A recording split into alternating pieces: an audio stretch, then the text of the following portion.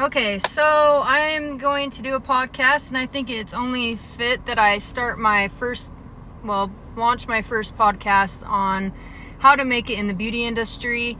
I just launched my website, and I got a mobile app going. I've got my podcast going, and now, of course, I work behind the chair. I work for a global color company.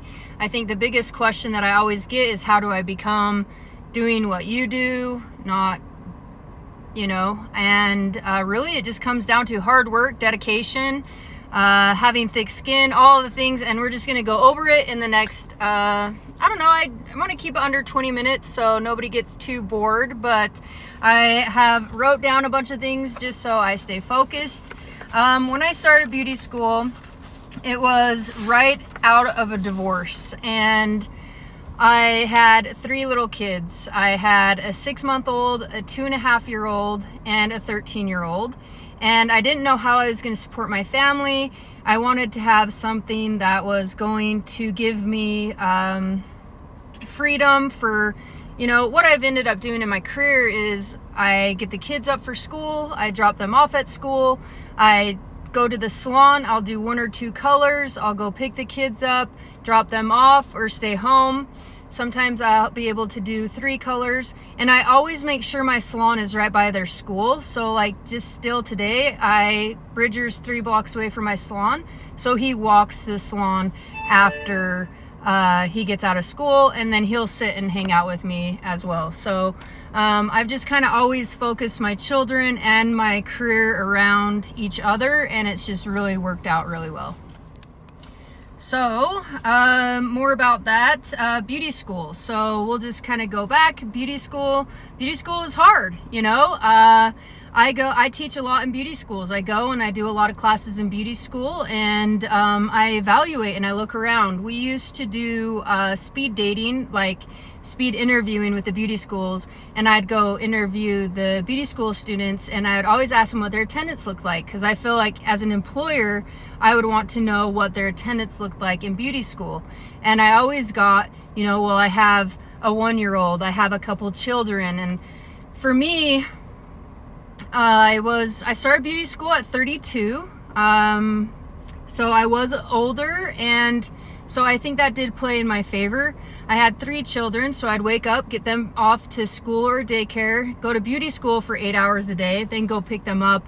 And so I had perfect attendance through beauty school. I was student of the month 4 times. I had good, my paperwork was all good, my services were good, and my retail was amazing. So really, really, really, while you're in beauty school, try to lock in those things that are going to benefit you after beauty school. I know a lot of times people will go to beauty school as a filler thing, like I don't know what to do, so I'm just going to go to beauty school. That's okay. Anyway is fine. That's just kind of what I did. I took it very seriously, as in it would be my career.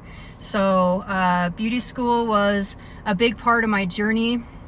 When I didn't have clients, I was YouTubing Guy Tang videos. He was really big back then. I was Googling ombres, and I had somebody would graduate and be like, can I have your mannequin heads? And I would take all their mannequin heads, and I would just be on a mannequin head or all the things. So I just took that time to learn, make mistakes, and grow, and watch as many YouTube. We didn't have a lot of social media stuff like reels and stuff back then, so I watched a lot of YouTube videos, and I practiced a lot on mannequin heads. So take that time and just enjoy beauty school. It's not DEFCON 5. It's actually very enjoyable. So when I was a senior in beauty school, like I was on my last stint of beauty school, I went in, and I had a shaved head at the time, and I went and interviewed in a very conservative town to see where I wanted to work. And I would go into all of these salons, and just nothing was my vibe. I rode motorcycles, I smoked cigarettes, I cussed a lot, I was a single mom, all of the things, and I just didn't find a fit. So I decided, like 2 months before I graduated beauty school, that I was going to open up a salon called Rebel Hair Studio. My mentor at the time suggested I didn't call it that, but I really wanted to set that as kind of a brand. I just couldn't get it out of my head. I put it out on Facebook and social media, what they thought that I should do. So I stayed true to myself and came up with the name Rebel Hair Studio. That's where that came from. I was a senior in beauty school. I didn't fit in any salons. And so I did 2 stations at first, and me and my best friend, Amber, we went to beauty school. We rolled over into a salon, and we just started working together side by side, still educating ourselves, still doing all the things. And then we started like getting other people that were interested. So I started knocking down walls and adding stations. And I think at the end I had 6 stations, an esthetician room, and a massage therapist, and a nail tech. So we did that for several years, and then I just really needed to be at home. It was a lot of work. I was, overdraft on my bank account. I was really trying, because I was building a clientele, trying to keep a mortgage at home and at a salon, and it was just very overwhelming. So I actually opened up an in-house salon after that. Having an in-home salon was amazing. I had, at that time, I think Bridger was 3, Travis was 5, Bo was on his way into high school, and it gave me a lot of freedom to, I still took the kids to daycare and school, and Travis was in preschool and all the things, and we did those types of things, and I did that for about a year. I really missed being around people. I'm a big people person. Those that know me closely, I'll always joke about I'm not really into people, but those that know me closely know that that's a bold-faced lie. But so I went and I found a guy. I was super single. I was super single for years and years and years. And I met a guy in Idaho. And so when Bo left for his mission, I moved to Idaho and opened up another Rebel Hair Studio. Crazy. It's just been such a journey. So let me make sure that I'm not missing anything. So I'm working at home. I'm dating this guy. He lives in Idaho. I decide like a year into dating him that we wanted to further our relationship, maybe 2 years. I can't remember. It was quite a while. That I would move to Idaho when Bo graduated high school and went on his mission, because I wanted to make sure that he didn't get uprooted from his senior year. And so I did that, and I moved to Idaho, and I opened up another hair salon called the Rebel Hair Studio in Idaho, and that I started off with 8 stations. It was a full service salon. Beautiful. I had employees, wonderful employees, a couple shitty ones along the way, of course, but that's just the business. You know what I did? I put a rule in play that there was no gossiping. Like, if I heard gossiping, and I would just say, as the owner of the salon, I'd be like, yeah, but they're not here to defend themselves, so I'd rather us not talk about them. And in a small town, that really was kind of great. And I did that for years and years and years. And that's kind of at the beginning of when I moved to Idaho, is when I applied to be an educator.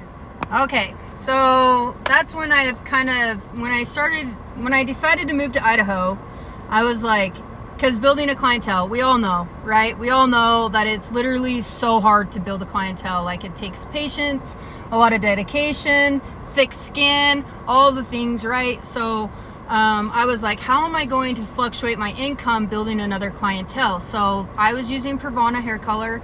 I reached out to the PRAVANA educator in my area, and I said, hey, would PRAVANA be interested in hiring an Idaho educator? And so I applied to be an Idaho educator, and that's about 9 years ago when I did that. I did the process of it all. I did not pass my first time. I choked when I got up in front of everybody, and I started talking about baby goats in pajamas. It was a disaster. So I came home, and I was like, well, the hell with that. I don't want to do that anymore. And my leaders in PRAVANA emailed me, and they said, hey, we want you to watch this video of the Chroma Silk thing that my mentor Mel had done, and it was a YouTube video, and I watched it over and over again. I decided to keep going, so I went back to LA and tried out again. And I made sure that I knew everything that I possibly could to go back there, because, you know, I was a know-it-all. I thought I knew it all. I thought everything. I didn't even know what underlining pigment was. I didn't know what levels were. I didn't, you know, doing hair became natural to me because I think that I'd had so many hair appointments of my own over the years that I did kind of have that natural, you know, thing about me. But I needed to dig, I needed to study and all of the things. So I did. I went in, I studied my little heart out, and I went back and I passed. So I did that, and, you know, 5 years into that marriage, I mean, the whole marriage was a disaster. Anyways, so I get divorced again. My mom had fallen, and she was in a care center, and she had been in a care center for several months. She was in a coma for several weeks, and my siblings decided that maybe I should come down and move home to Utah. And there I was, building my clientele again. You know, it's been a nightmare of a life, but I felt like it was the right thing to do. I was going to be able to help my mom and get back on my feet after another divorce. So I pack up my apartment, I pack up my salon. I sold my salon for minimal amount of money to the chick that was running the salon for me, like, you know how you have salon managers. And I did that, moved home, and I was drinking a lot. I was just depressed. I was just eluding all of my problems. Like, I was just stuffing them down, covering it with alcohol. And about 4 months into being back in Utah, I decided, you know, I needed to make a change. I didn't want to go to work. I didn't want to be in the beauty industry anymore. How am I going to build my clientele again? This is a complete disaster. But luckily for me, I had PRAVANA, and I had my friends within PRAVANA, and I'd been with PRAVANA for 5 years at the time. And I remember, I don't know, just a lot of support, right? Like, you got this, Becky, you're a hairstylist. I was getting it online. Like, I was like, what else could I do, guys? Like, what else could I do? And everybody just kept saying, Becky, you're good at hair. You're good at hair. Keep doing what you're doing. Like, don't lose focus. But when you're inside of the box, you're losing focus, right? Like, you can't see what everybody else can see. Like, you're living in fear. Your self-esteem is crushed. Like, you know, you don't think you don't know your worth and anything like that. So at that time, I just had a lot of people on my side cheering me along. And like, I am the biggest person. I've never really met anybody like me when it comes to this type of support. I am big into not bullying other hairstylists, not gossiping about other hairstylists, becoming friends with other hairstylists. Like, I feel like that kind of got me ahead too, is because all of my friends are hairstylists. I've never hated on them. One of the biggest things and biggest blessings that you can do as another hairstylist is have other hairstylists that don't specialize in what you specialize in. Because you're going to get a client that's going to need her daughter's hair done for her wedding, or you're going to have a client that has a kid that wants dreadlocks, or you're going to have a friend that has a client that has a kid that wants vivid hair, and she's going to refer you that vivid hair client. So stay friends with everybody. Stay open to having all sorts of different types of friends. It is well worth it in the end. I know for me, it's really benefited me in my career, because I've had tons of people that have cheered me on, that they get it, they understand it. So I've done it the hard way, right? Sometimes quickly, sometimes slowly. That's me. And so I moved home. I wanted to quit, and I just kept getting little nudges. You know, I remember when I had 5 months sober, I got a big box from PRAVANA. It had hair dryer, curling iron, flat iron, color, all this stuff, and a note in it from like my bosses that said, keep going, we see you. And they started giving me more things to do. During COVID, I got divorced through COVID, separated during COVID, and I moved into a little house, and I wanted to make sure all my friends in the beauty industry that got shut down, salons closed, all hell was breaking loose. We were all freaking out, and I got on and I would dress up and I would do these like videos, and I did a yoga video, I did a vivid paint, a Bob Ross, and I just did a lot of education with mannequin heads and things like that. And PRAVANA saw that, so they started featuring me on like TikTok, and then they started featuring me on their PRAVANA official page and doing formulas, just trying to keep everybody going during COVID. And I think that really helped me out a lot in the early stages of divorce. And so I mean, I would not be here if it wasn't for PRAVANA and my friends in the beauty industry. Okay, so here's the part, right? Now it's this is the worst part. Like, I hate to tell you about my success.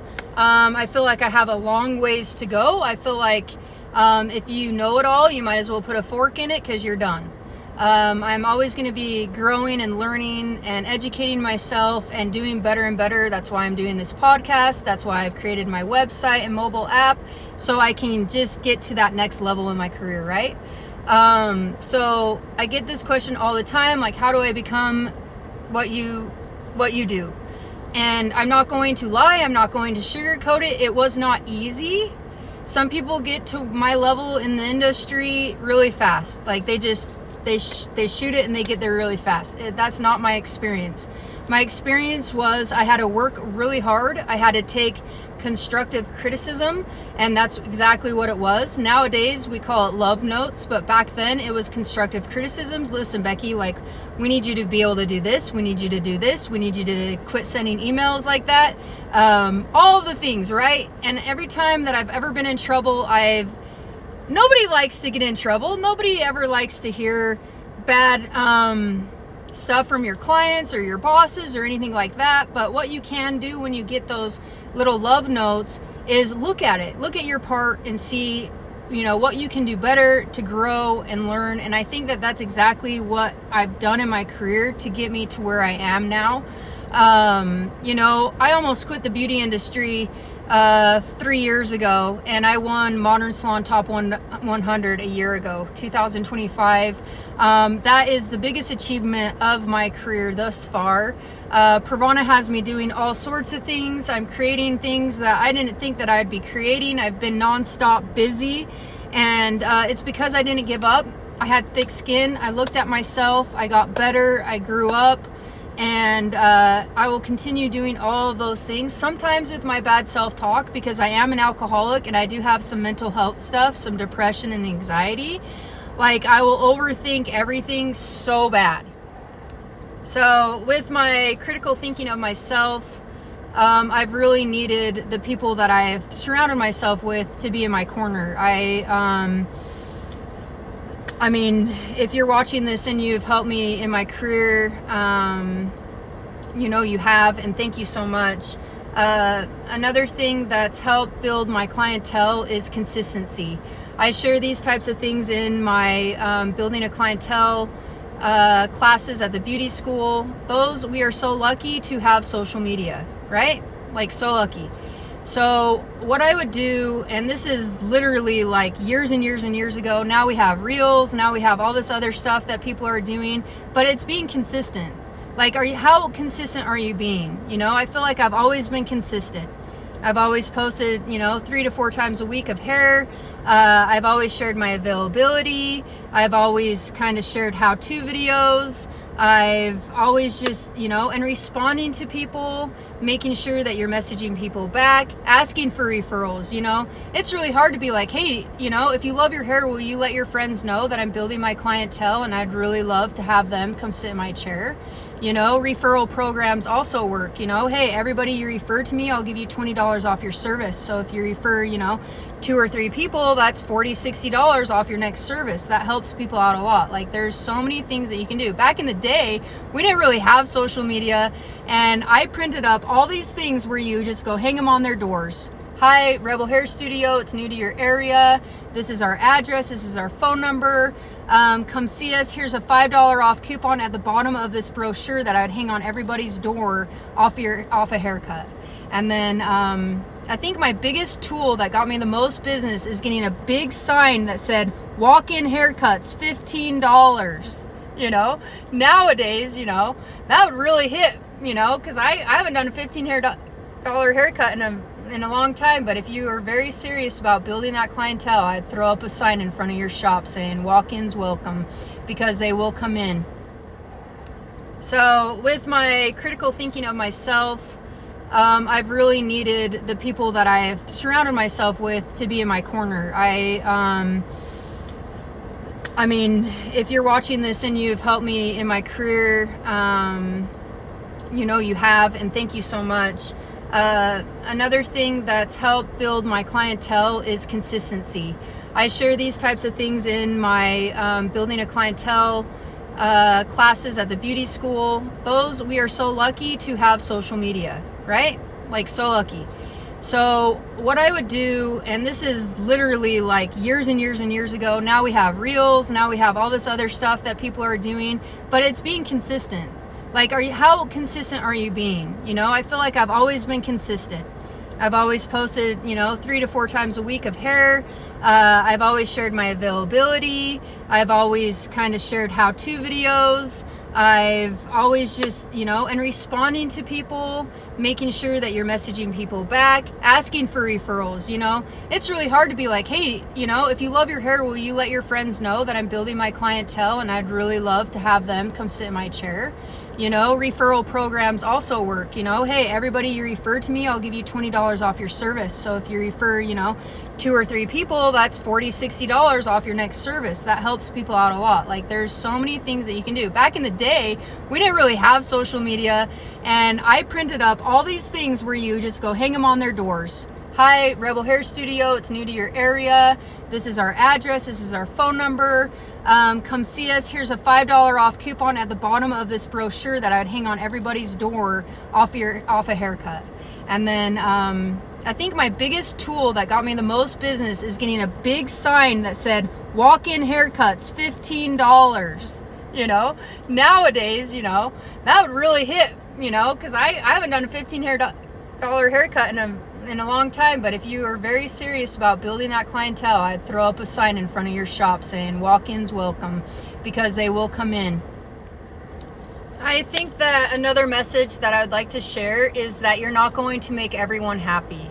And if you're just out of beauty school, you need to give yourself grace. I remember graduating beauty school and not sleeping at night because I didn't know if Sally or Sue or Linda liked their hair, and I would just sit and head run. Easier said than done, not to, overthink things. I get it, I understand it, but really, really, really, I cannot urge this enough. I was on stage a couple weeks ago in Montana, and I told everyone that was in beauty school, please, please, please pay attention in color theory and all of the things, we just get to beauty school and think it's just a joke, or, it's easy, or is it simple, but it's not. We're chemists, we're scientists, we're creatives, we're salespeople, we're marketers, we're marketing ourselves, we're business owners, we are all of the things. So please, please pay attention in beauty school, so when you get out of beauty school, you have those resources as well. And that's another thing too. When I say that almost all of my friends are in the beauty industry, and that's why we leaned on each other, we helped each other, we still continue to help each other and lean on each other. So please, if you're in beauty school, and also, don't be that hairstylist that's 10 years in, 20 years in, 30 years in, that knows it all, because you don't. I don't know how many times I've taught a class where I have a couple people folding their arms like, I'm not going to learn anything from this lady, and I just teach my class, and by halfway they're like, oh. So always stay teachable. Education is very important. Everything is just getting launched all the time. New stuff is coming out all of the time. So stay teachable. I wanted to talk about thick skin. Not everybody's going to like you. I said that earlier, but having that thick skin, and social media is such a big tool for people just to go and blast you. So I would just definitely make sure your customer service is on point, because in my experience, most of the people that have had a bad experience with me that continue to come see me is because my customer service. I always ask them, like, how do you like it? Like, you know, I need you to be 100% honest. I don't want you to get home and then not like it and then be upset about your hair. You know, ask those hard questions to your clients, you know. When they come back for the second time, how did you like it? I loved it. And what did you not like about it? You know, always stay, you know, teachable with your clients as well. A couple things on that. First, you will find your clients. Like, I've pissed off several people throughout my career. I've gotten slandered on Facebook before. It's not fun. It's very horrible. And it does something. It like crushes your soul, right? And moving forward after that is, think about this. You've made this one person unhappy, but think about the 3 people you did make happy. And sometimes, like, when they weren't happy, and this is just me just being very straightforward, it's not their hair. It's not their hair that makes them unhappy. There's just unhappy people, you know? There's some times where I've seen some pretty botched jobs, and I'm like, oh boy, you know, they must be learning, you know? And be that hairstylist that when a client sits down and you have a color correction on your hand, don't sandbag the last hairstylist, you know? Be classy about it. So those are some things too. Another thing that my beauty instructor used to tell me is never assume they want the same thing every single time. You know, they get there, they're a blonding client, so you're just mixing up their lightener before they get there, and you're like, okay, so we're doing what we do all the time, and all of a sudden they want fall hair, you know? So always give your clients that option to change, you know? A lot of times with females, we like to change. We like to go darker. I know with my blondes, I like a darker blonde. I like a golden blonde sometimes. I like a platinum blonde. Like, never just assume what your clients want. So always, you know, consultation is key. Like, if I can say anything about building a clientele, consultation is key. Understanding exactly what they want. Inspiration photos are very, very popular right now. Make sure they're bringing 3 to 5 inspiration photos and then explaining to them, you know, I'm going to take your inspiration photos, take my experience behind the chair and give you something that I come up with. Are you okay with that? Because I don't think that I'll be able to, you know, give you exactly what this inspiration photo looks like. So consultation is key, communication is key. And most of all, just enjoy and love the ride of the clientele. It's gonna come, they're gonna leave. When they leave, don't get upset. And when you see them in the grocery store, say, hey, what did I do? Don't do that. Just say, hi, how are you? You know, don't make a deal out of it. Because one day they'll probably call you up and say, hey, you know, my sister was doing my hair after you and she's not able to do it anymore. Can you do my hair some more? You know, so most of the time it's not us, it's them. So don't overthink it. I know I've spent years and years overthinking everything. In fact, just talking about this, I'm like, I wonder where that went. So I wanted my first podcast to be my journey in the beauty industry and some tidbits of how I've been able to get where I'm at in my career. And to be honest, like, I feel like I'm just starting, you know. I've been in the beauty industry for going on 14 years and I feel like I'm just beginning. So I'm very lucky to have that mindset, and I'm just and have fun. Like, if you love vivid clients and you're only getting blondes, get on Amazon and buy yourself a wig, girl. They're like under $100. Color it, take a photo of it, and have some fun. Find some things other than being behind the chair that's gonna boost your creativity. I know for me, I've done a lot of runway hair. I've done a lot of magazines. I've done hair for news, movies, Sundance Film Festival. I've done hair for campaign photos for PRAVANA. I've done a lot of cool things on top of working behind the chair. So there's all sorts of different avenues to keep your creative flow during the day-to-day grind of working behind the chair. So anyways, I love you. I hope that you found some sort of inspiration in this first podcast of mine. And if you need anything, message me. And once again, I love you so much.